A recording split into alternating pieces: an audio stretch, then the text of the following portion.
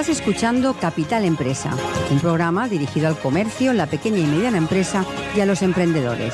Capital Empresa, donde damos voz a tus necesidades.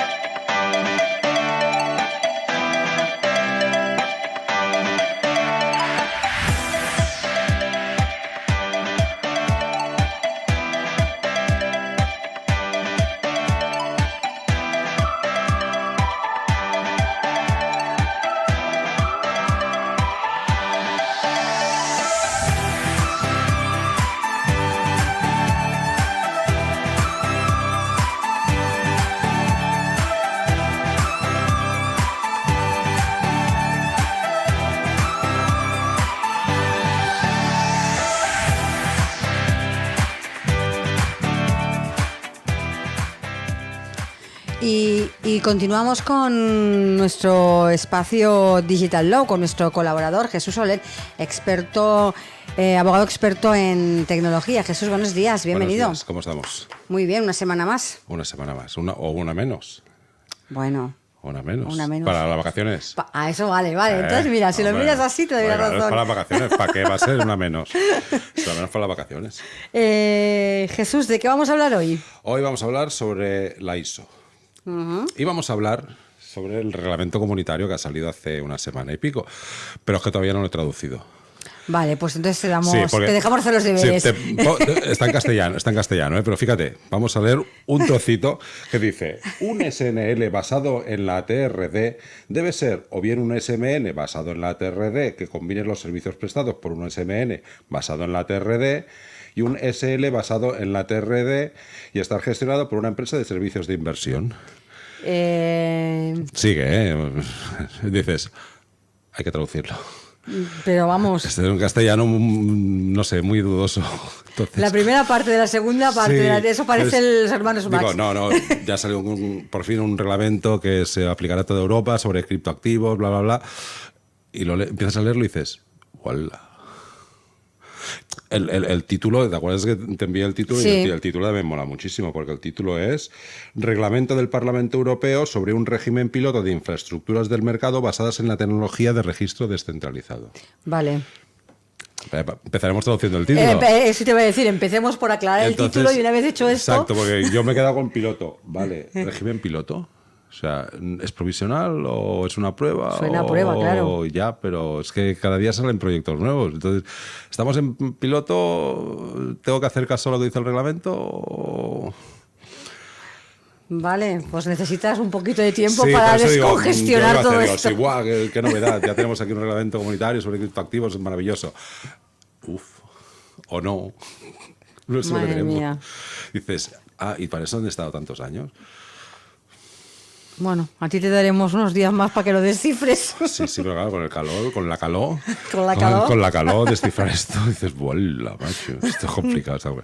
Así que lo más fácil es que hablemos de la ISO. Hablemos de la ISO 27001, que es una cosa muy importante. Y vamos por el principio, ¿no? La ISO, ¿qué es y para qué sirve? Las ISO son normas internacionales de calidad, que no son estatales, sino que es un organismo privado que las otorga, las concede. Y empezó con la ISO 9001, que es de calidad. Sí. Entonces queda un plus de que tu empresa, su producto es bueno. ¿Qué ha pasado después de esta ISO 9001, que es bastante más antigua? Pues que las empresas cada vez para competir les exigen más. Por ejemplo, esto viene al caso porque a un cliente mío le han pedido una serie de normativas para cumplir la ISO porque tiene que vender a una empresa de fuera. Entonces la empresa de fuera dice, vale, sí, quieres que te homologue porque es mucha pasta, tu software, tus productos, etc., has de pasar la ISO. Entonces, claro, tienen que certificar que cumple con la ISO 27001, que es de seguridad de la información. Es una empresa de software, va a tratar los datos y va a hacer gestión de información de ese cliente, de ese proveedor, de ese cliente, y dices, bueno, vale, lo que yo te dé y tu software tiene que estar certificado, tiene que estar garantizado. Entonces tiene que pasar una ISO. Esa ISO, al final lo que marca la ISO es una serie de procedimientos y una serie de controles.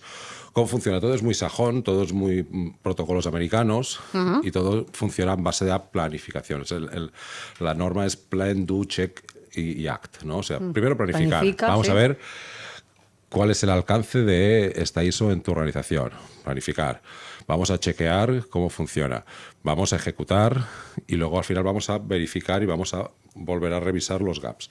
Una ISO parte de unos 114 controles divididos en concreto la 27001, sobre unos 14 áreas y unos 114 controles más o menos de todos los puntos donde la empresa tiene tratamiento de información. ¿Por qué? Pues porque al final la información es la materia prima principal de muchas empresas. O sea, esta empresa hace software y podría parecer que su materia prima es el código, son los programadores, terceros o propios, pero no, su materia prima son los datos de sus clientes. Porque hacen hosting, hacen housing, hacen una serie de cosas y al final el hierro, o sea, es como una empresa de transporte. Parece que lo más importante de una empresa de transporte es el camión. No, es la carga y la ruta. El camión se sustituye un camión por otro. Aquí el software sustituyes un código por otro, pero lo importante en una empresa de este tipo es la información, en cómo tratan la información, ¿no?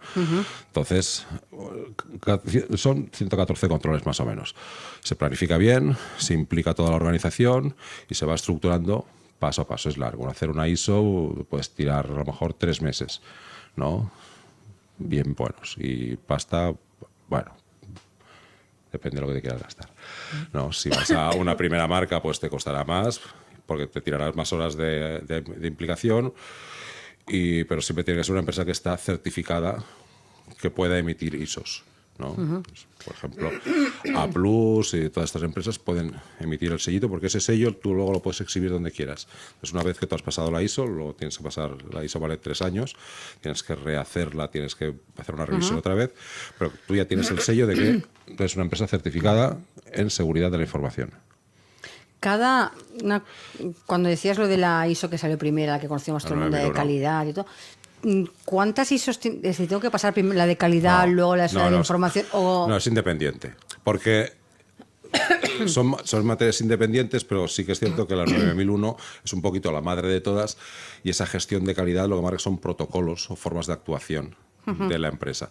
Entonces, cada una, la 27000, por ejemplo, es de información. Hay la 27001, que fue la primera, 2, 3, la 27701 de protección de datos pura, todo va por familias, ¿no? Familia 33. Pero la 9001 34. tengo que pasar todas las empresas, no. Solo me centro en. Vale. Si la quieres pasar, la pasas. Vale.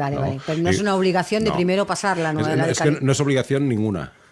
No hay una obligación de pasar ninguna. Vale, y para pasarla, no hace falta para pasar la 27 pasar la 9000. Vale.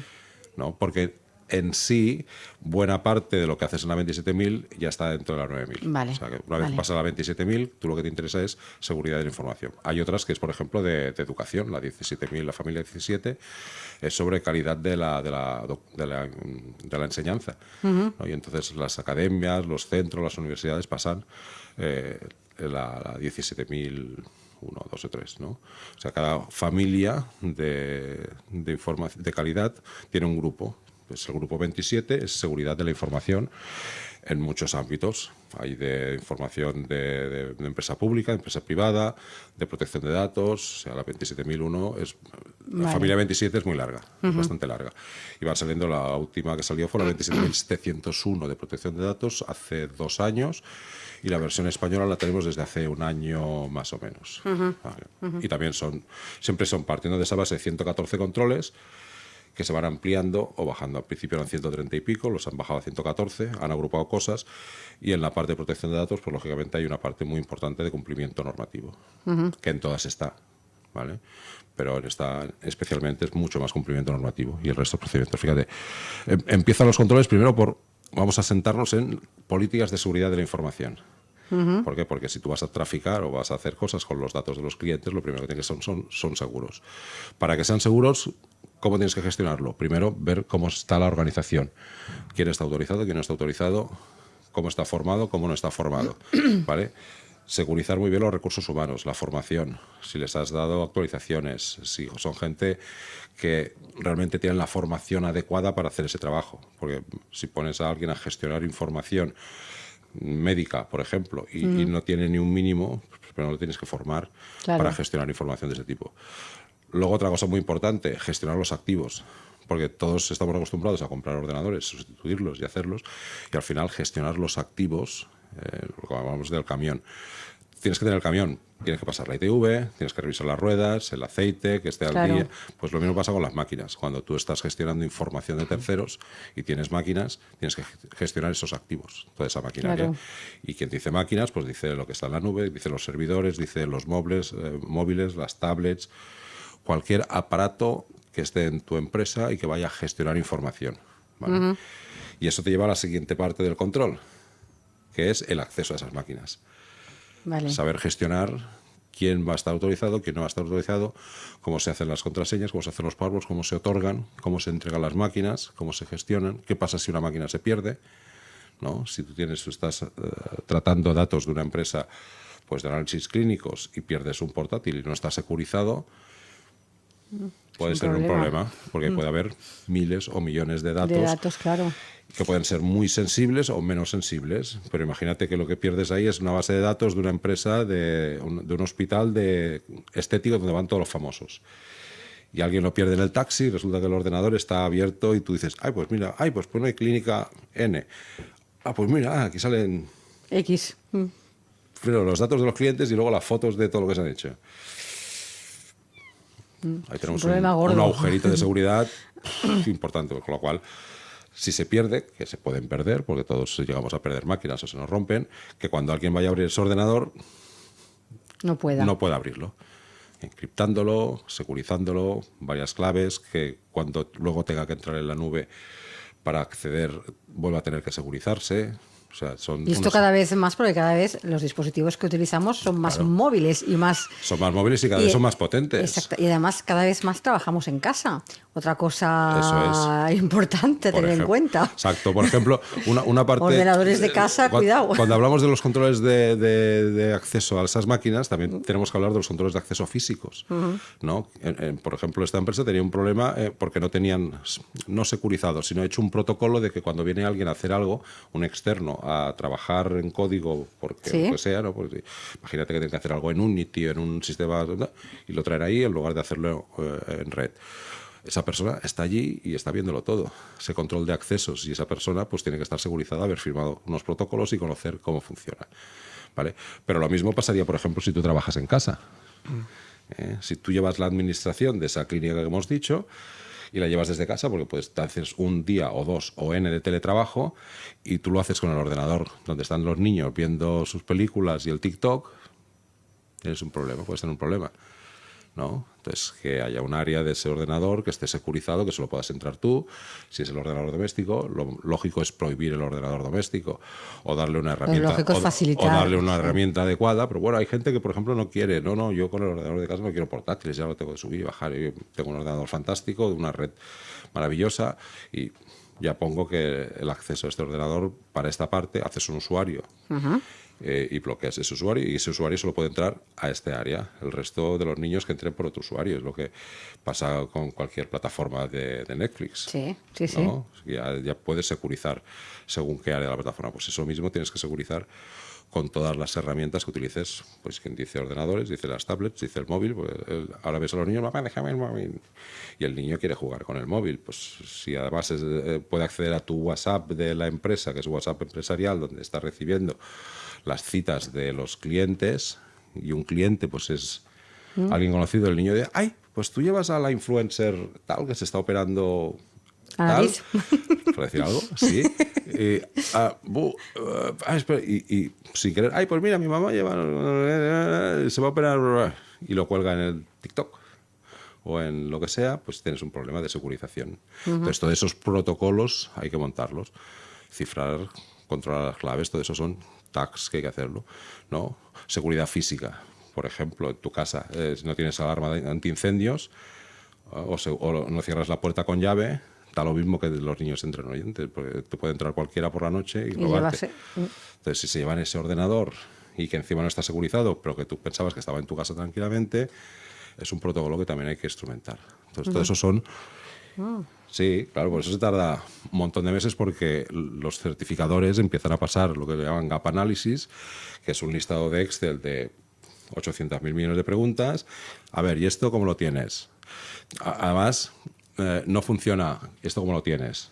No, lo tengo bien. Vale, sí, ahora demuéstramelo. Ahora, a ver. show me the money. Entonces, tú tienes que documentarlo, poner evidencias de cómo lo tienes hecho, escribir el protocolo, redactarlo, enseñarlo y dices, vale, bueno, vale, sí.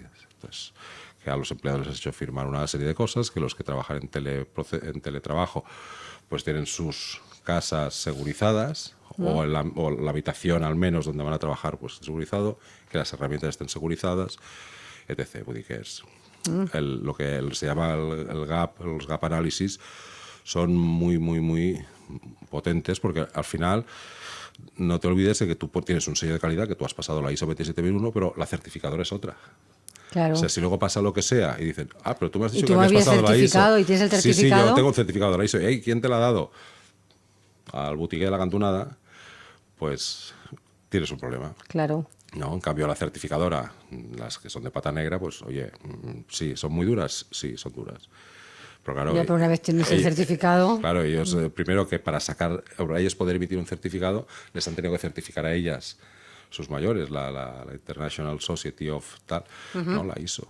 Entonces, claro, todo el sistema de entramados de certificaciones para trabajar, cada vez nos lo vamos a encontrar más y cada vez va a ser más obligatorio. Por ejemplo, hay algo que muchas empresas no tienen en cuenta y les gusta mucho tener, por ejemplo, trabajar con la administración, pero la administración utiliza una cosa que es los protocolos de seguridad de la información, ¿no? Y muchas empresas, proveedoras, cada vez les van a exigir más que cumplan los protocolos de la administración pública, que son diferentes. ¿Vale? Entonces dices, no, y no piden una ISO, piden otra cosa, piden otro certificado y tienen que exhibir que realmente lo pasan. Si tú entras, por ejemplo, por probar, en la página de Microsoft o de Azure, ves que empiezan a ponerte ahí a todos los certificados que han obtenido, que son unos cuantos. Sí.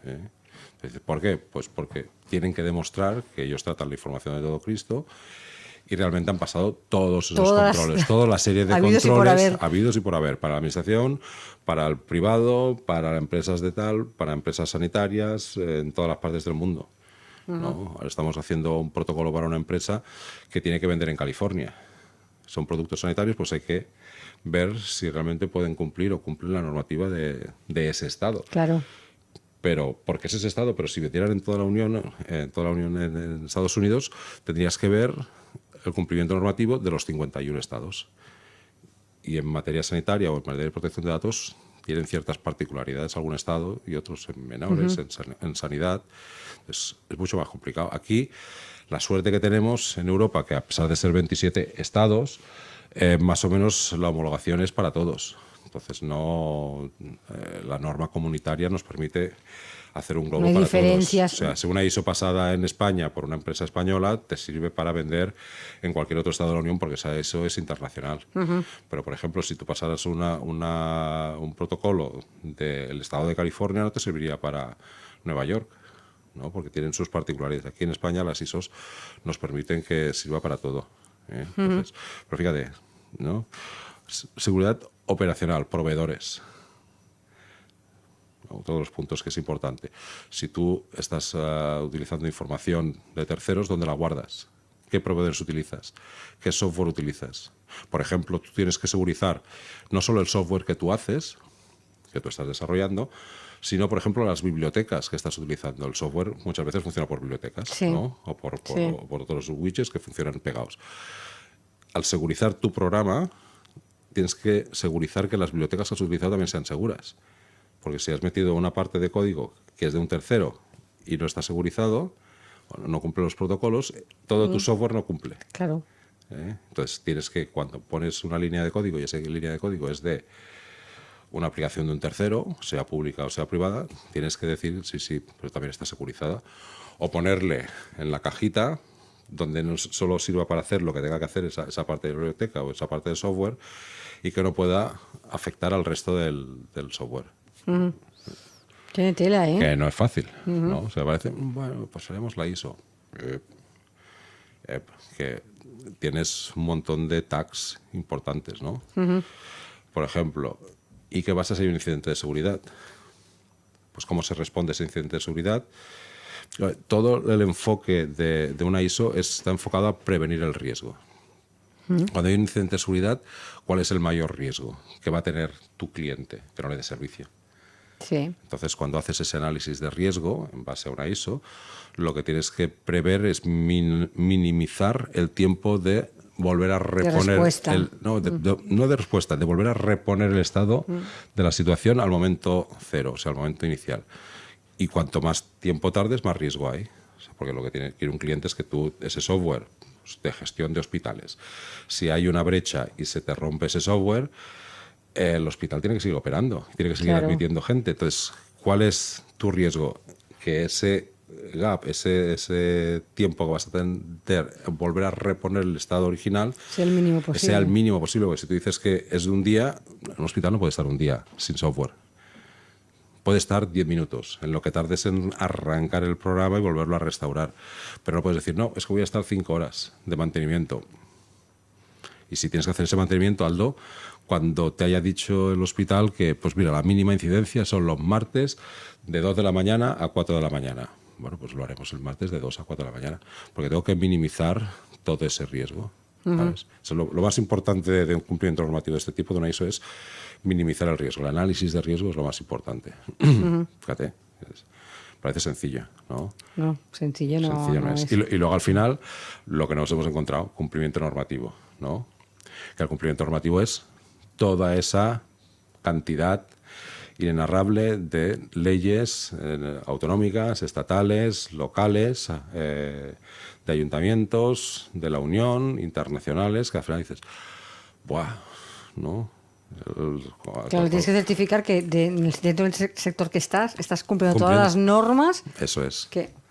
Tela, porque no solo es cumplimiento normativo en sí, o cumplimiento de protección de datos, que eso al final pues no es que sean favas juntadas, pero son más o menos sencillo, sino que todo el panel de leyes que tienes que cumplir las cumples. Trazabilidad, seguridad, información, laborales, ¿no? Imagínate que una empresa lo hace todo maravilloso, pero resulta que contrata a estudiantes que no les hace ningún contrato, están haciendo prácticas y encima no tienen ni el NIE español, ni tienen autorización para trabajar en España, ni para estudiar siquiera en España. Ahí tienes una brecha todo de seguridad. Perfecto, pero tienes ahí una brecha de seguridad importante. O no te hace falta ni ser el estudiante, la mujer de la limpieza. O el hombre de la limpieza. ¿No? O ellos de la limpieza. Entonces, bueno, es que es la vecina de arriba o de la escalera, o la que hace la limpieza a todos, que es la mujer o el hombre de, yo qué sé.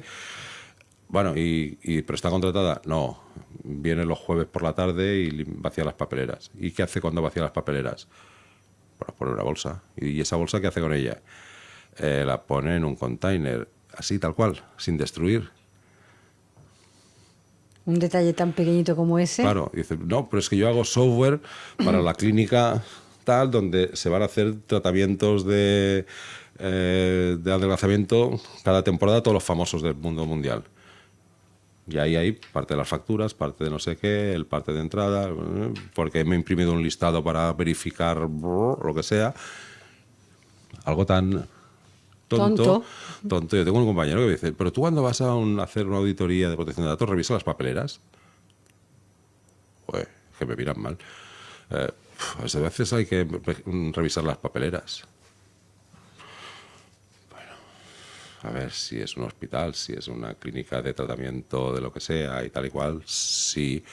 Si es una panadería, yo creo que no hace falta, ¿no? Pero ¿y si es una inmobiliaria donde resulta que vienen todos los rusos a comprar apartamentos en Marbella? Claro.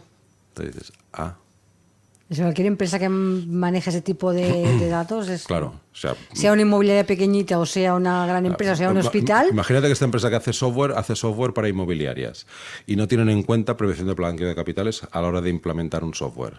Tendrían un gap. Claro, importante. Importante además. Tener un gap importante, decir, bueno, pero tu software que has vendido y que está gestionándose un montón de inmobiliarias tiene en cuenta la prevención de blanqueo de capitales, de hacer un informe y pedir la información necesaria para de cada persona que... para cumplir esto. La verdad que hicimos un programa sobre cumplimiento normativo y hablaba que las inmobiliarias, las joyerías y las... Sí, que me quedé tan parada. Que o las empresas de arte, las galerías de arte están sujetas. No. Tú dices, ¡guau! Fíjate el nivel de detalle que puedes llegar a estar para sacarte una certificación.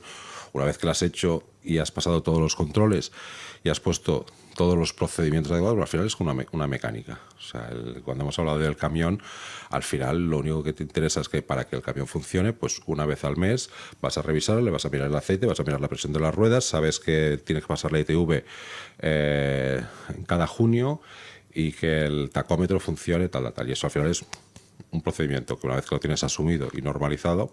A ver, que también hay que decir que las empresas que, por ejemplo, esta de transportes, tenga la norma ISO o no la tenga, esto ya es una cosa que hace debería hacerlo, sí. Hace normalmente. Se hace cuando vas a hacer una norma ISO, vas a encontrar los pequeños detalles que a lo mejor tú no has pensado ni has tenido en cuenta, pero lo general... Lo grande, claro.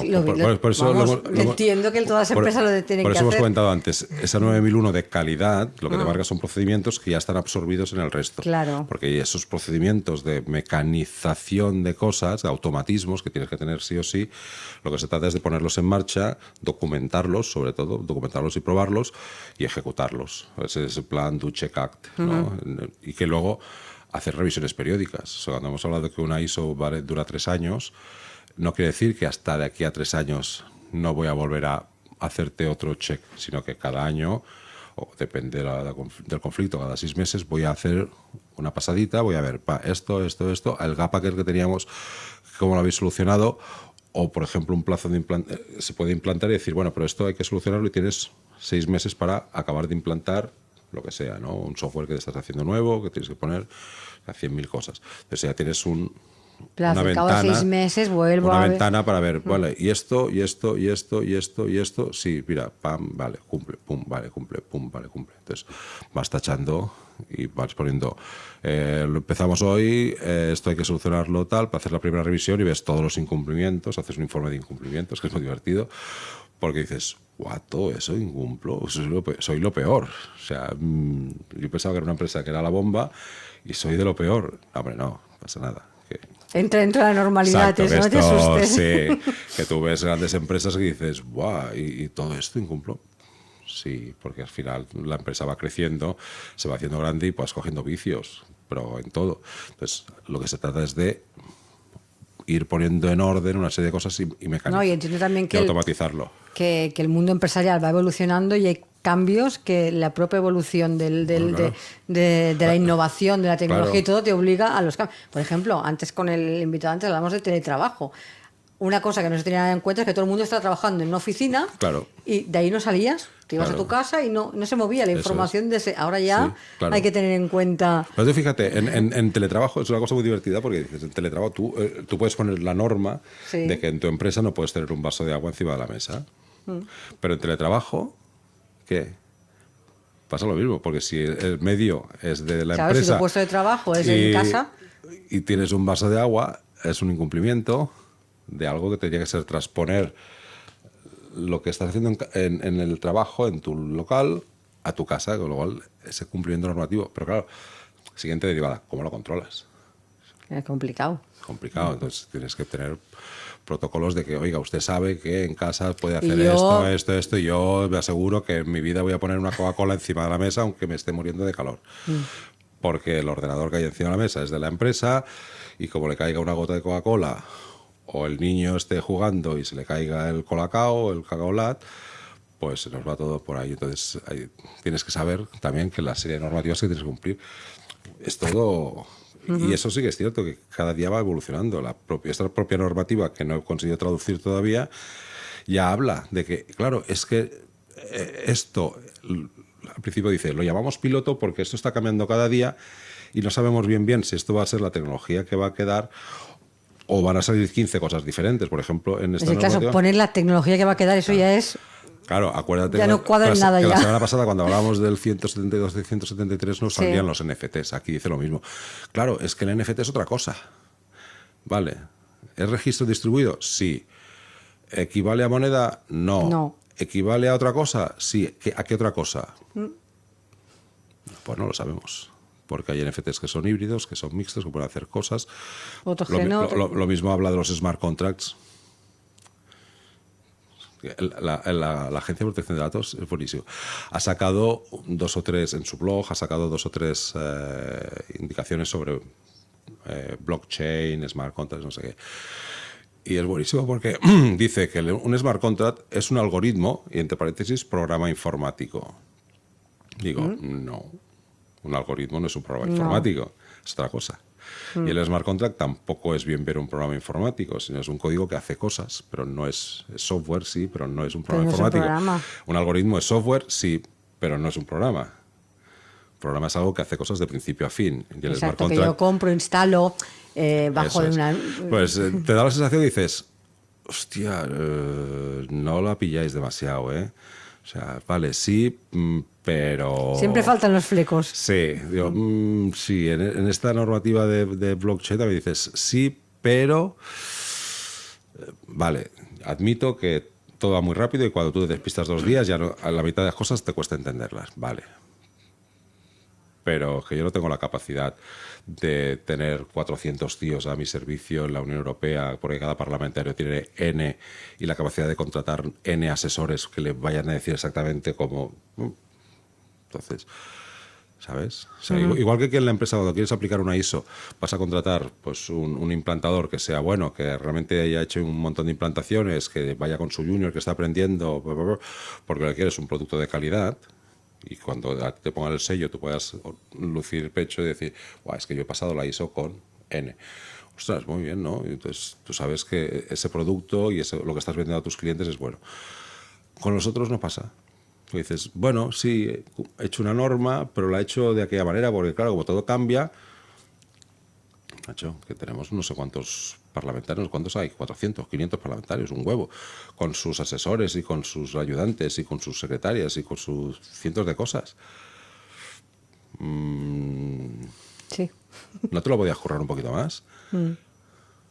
Sí, sí. Entonces, esa falta de calidad, decir, vale, sí, todo evoluciona muy rápido, pero aunque evolucione tan rápido, ¿por qué no te aplicas a ti mismo lo que quieres que hagan los demás y sacas algo de calidad? Pero la calidad jurídica a nivel normativo siempre lo hemos criticado, que es muy pobre para todos los niveles. Para las cosas novedosas, que ya cuesta, pero para las cosas antiguas, que tampoco lo hacen bien, ¿sabes? Dices, ¿cómo lo vamos a poder hacer? Pues no sabía decirte. Una pregunta que me ha quedado sobre esto de la ISO. Cuando yo paso esta ISO y me dan... El sellito de la ISO 27001 con un circulito codiciado sello. Super mono. Cuando aplico un cambio que sé que va a afectar en alguna de las normas, tengo que pasar una revisión cada vez de la... Ya está previsto que las actualizaciones de tus procedimientos hay que aplicarlos y entonces al cabo de 6 meses, cuando hagas una revisión, ya tendrá que estar hecho eso dentro del protocolo del procedimiento de... Vale, ya se incluye dentro que claro, cada vez que hagas... Vale. Imagínate que abres un área nueva dentro de tu empresa, ¿no? O sea, vendía software para hospitales y ahora voy a vender software para no sé qué. Pues como vas a tener que seguir todos los procedimientos que marca la ISO de cómo voy a montar un área nueva, protocolo, y vas a seguir todo ese trámite. O sea, al final la ISO es una metodología de segurización de riesgos. Hay diferentes... Es un manual de instrucciones, vaya casi, ¿eh? Sí, pero es una metodología. Sí. Esta, en concreto se llama Magerit, ¿no? Sí. De gestión de riesgos. Hay otra que se llama Octavia, etc. Y cada uno tiene su metodología. Esa metodología lo que te permite es que cuando tengas que hacer una cosa nueva, ya aplicas la metodología per se, ¿no? Para estar dentro de la propia ISO. Es un sistema de procedimientos. Pierdes un poco la naturalidad latina que nos gusta y tienes un poquito de la previsibilidad sajona que te lo marca todo. Que todo está dentro de un cuadrado y pautado, ¿no? Sí. Pero la propia administración, en lo que se llama ENS, Esquema Nacional de Seguridad, ya funciona así, ¿no? Entonces, ¿qué es lo que pretenden? Que la administración siga estos parámetros de la ISO en una cosa que se llama Esquema Nacional de Seguridad, que es prácticamente pasa también una serie de controles. No son 114, pero son alguno más, ¿no? Entonces, ¿qué se pretende? todo eso encuadrarlo en sistemas de calidad. Llámalo ISO, llámalo NIST, llámalo Esquema Nacional de Seguridad, etc. Para que haya una pauta donde todo el mundo se encuentre cómodo y a partir de ahí pues sea mucho más fácil funcionar. Esos son procedimientos sajones que a los latinos nos cuesta porque vamos ahí un poquito, bueno, esto ya lo hacemos ahí con un palillo, yo te hago aquí la Sagrada Familia. No, hombre, no, para hacer la Sagrada Familia primero hay que planificar cuántos palillos tienes que comprar, de qué tipo, de cómo es la madera. Total. Tú dices, además, si hay unas normas establecidas, siempre es mucho más fácil. mucho más fácil. Todo. Pero nos Nos cuesta. guste o no, Pero nos cuesta. es más fácil. Nos cuesta. Bueno, Jesús, pues ya hemos llegado a tiempo. Como siempre, muchas gracias. Ya hemos hablado de esta norma ISO, que bueno. Hay muchas y bueno, podemos entrar a puntualizar cosas particulares de ISOs de otros sectores o podemos hablar de otro día del Esquema Nacional de Seguridad donde todas las empresas que contratan con la administración han de cumplirlo. Pues también sería interesante. Y ese esquema lo han cambiado hace 2, 3 meses, 4 meses, han cambiado una serie de cosas del Esquema Nacional de Seguridad que bueno, son protocolos también montados, ¿no? Son divertidos porque tienen nombre de mujer. Bueno, mira. Sí, el protocolo Pilar, el protocolo sí tiene una serie de nombres de mujer, son muy divertidos. Bueno, pues otro día lo dejamos ahí para hablarlo. Y algún día podremos traducir el reglamento, el reglamento de los pilotos. A ver en qué queda. Sí. Pues Jesús, como siempre, muchas gracias y gracias la semana que viene más. Hasta la semana que viene. La semana que viene.